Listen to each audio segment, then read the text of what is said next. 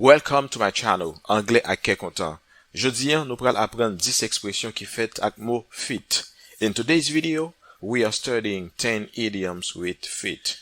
It is very useful to use idioms because most natives use them in their everyday conversations.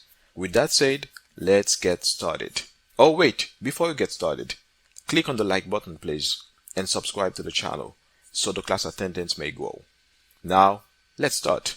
Première expression après jodi an, c'est get your feet wet. Get your feet wet signifie commencer à habituer à yon bagay. In English, it is to get used to something. C'est faire un bagay peu à peu jusqu'à ce que ou vin habitué avec les. C'est ça qui signifie get your feet wet. For example, if you need to be a great speaker, just start talking to people and get your feet wet. Si ou besoin vin un grand locuteur, just commencer parler ak moun et puis ou commencer à habituer avec.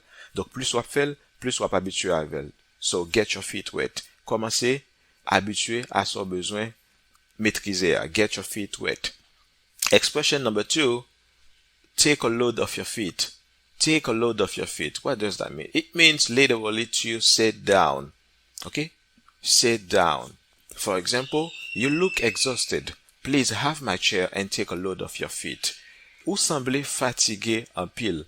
Prends chaise moyen, fon chita. Take a load off your feet signifie fon chita.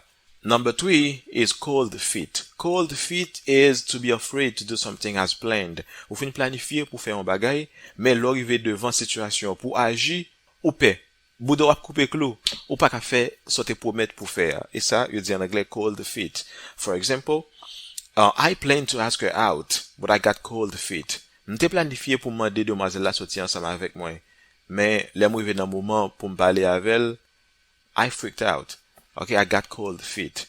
M'pat capable gain courage pour me dire en nous font sorti ensemble parce que m'te peur. C'est ça on dit en anglais cold feet.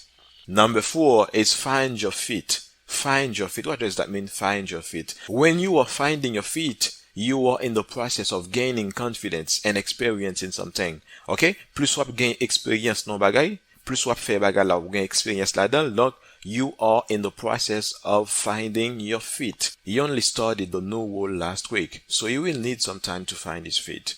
Okay? Li a peine commencé dans word sa semaine qui passé, la besoin ti temps pour li capable gagner plus confiance dans tête, pour capable plus croire dans tête li. Okay, you need some time to find your feet. So whatever you are doing in life, you need a little time to find your feet. N'importe ce fait dans vie, ou besoin de temps pour capable croire dans son affaire, pour capable développer confiance ou besoin de temps. En anglais, comment on dit ça? You need a little time to find your feet.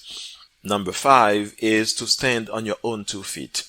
To stand on your own 2 feet. What does that mean?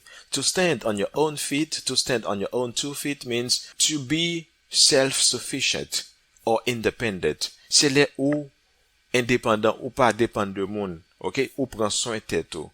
Alright? Lesa, you stand on your own 2 feet. For example, I stand on my own 2 feet since I graduated from college. Since I graduated from college, I stand on my own 2 feet. I take care of myself. Okay? Donc c'est moi qui prends soin tête moi, c'est moi qui responsable tête moi. I stand on my own 2 feet. Number 6, thinking on your feet. Thinking on your feet means to have made or to have to make a decision immediately. To think on your feet, c'est les ou doué ou besoin faire une décision rapide. You do not have much time to think about it. You have to decide right now. You have to think on your feet. Okay? Number 7, drag your feet. Drag your feet means to avoid doing something for a long time.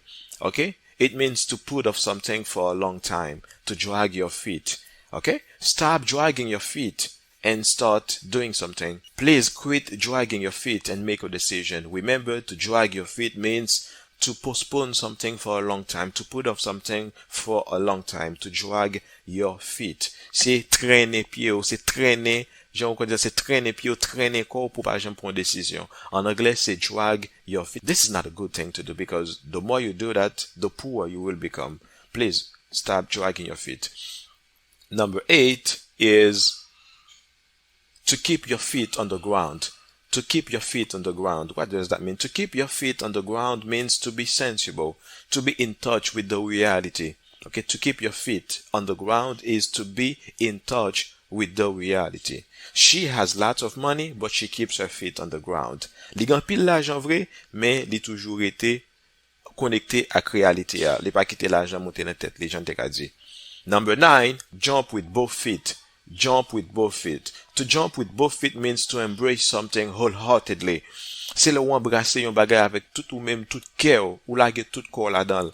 En anglais, yo di to jump with both feet.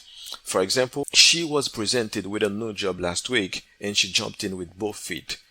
Number 10 is dead on your feet. Dead on your feet means extremely tired, exhausted, dead on your feet. Example, I am usually dead on my feet at the end of the day. When I finish working every day, I am usually dead on my feet. Alright, this is the end of today's video. I hope you found something interesting and useful to you, and you are going to start using those expressions in your everyday life. It was Anglais à quel content with Teacher Dove. We'll see soon for our next video.